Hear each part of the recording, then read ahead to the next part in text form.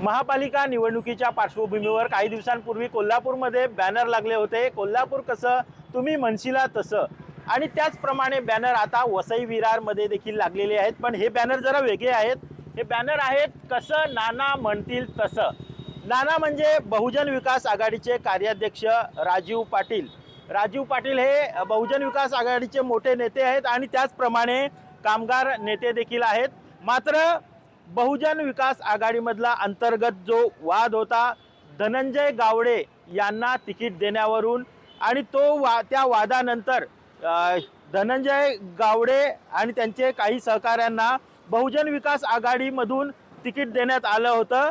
आणि हाच मुद्दा राजीव पाटील यांना मोठ्या प्रमाणात खटकला होता आणि त्यांच्या विरोधात थेट राजीव पाटील यांनी भाजपचे जे उमेदवार होते त्यांच्या प्रचाराच्या ठिकाणी जाऊन थेट त्यांचा प्रचार केला आणि धनंजय गावडेला उलटा करा अशा प्रकारचं वक्तव्य केलं। त्यावेळी मोठ्या प्रमाणात भाजपच्या लोकांनी राजीव पाटील यांचं फटाक्यांच्या आतषबाजी मोठं स्वागत केलं आणि जोरदार घोषणाबाजी देखील केली। आणि त्यानंतर बहुजन विकास आघाडीचे सर्वच्या सर्व प्रभाग 16 मधील सर्व उमेदवार हे पडलेले आहेत आणि त्या ठिकाणी भाजपचे म्हणजे सर्वात महत्त्वाचं म्हणजे हे सर्व उमेदवार आहेत निलेश चौधरी, जयप्रकाश सिंह, मीरा निकम, आणि हे चारही उमेदवार हे यांचे राजीव पाटील यांचे समर्थक असल्याचं बोललं जातंय।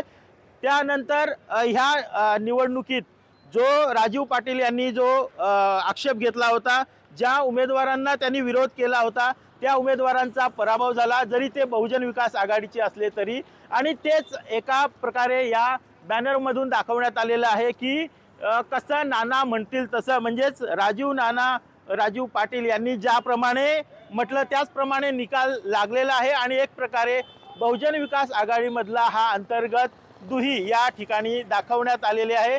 विशेष म्हणजे भारतीय जनता पक्षाला देखील हा नालासोपारा पूर्वेचा जो भाग आहे यामधूनच मोठ्या प्रमाणात जागा मिळालेल्या आहेत। त्यामुळं नालासोपाऱ्याचा हा भाग अतिशय महत्त्वाचा ठरतोय। एकंदरीत या बॅनरबाजीमुळं आता राजकारण कोणत्या दिशेने होतं हे पाहणं महत्त्वाचं ठरणार आहे। NDTV मराठीसाठी मनोज सातवी, नालासोपारा।